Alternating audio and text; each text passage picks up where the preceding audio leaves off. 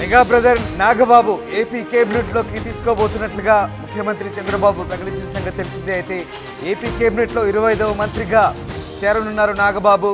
నాగబాబును కేబినెట్లోకి తీసుకోనున్నట్లు CM Chandrababu announce చేశారు. నాగబాబుకు ఇప్పుడు ఏ శాఖ ఇస్తారనేది ఆసక్తికరంగా మారింది. అయితే నాగబాబుకు సినిమాటోగ్రఫీ శాఖను కేటాయించే ఛాన్స్ కనిపిస్తోంది. సినిమా రంగానికి చెందిన వ్యక్తులతో నాగబాబుకు మంచి పరిచయాలున్నాయి. సినిమా రంగానికి చెందిన వ్యక్తి కావడంతో ప్రాధాన్యత సంతరించుకుంది. ప్రస్తుతం జనసేన నేత కందుల దుర్గేష్ దగ్గర సినిమాటోగ్రఫీ శాఖ ఉంది.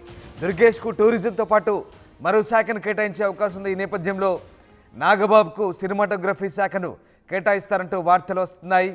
తాజాగా జనసేన నుంచి మరో మంత్రిగా నాగబాబు ప్రమాణ స్వీకారం చేయబోతున్నారు. ఈ మేరకు ముఖ్యమంత్రి చంద్రబాబు కూడా కీలక ప్రకటన చేశారు.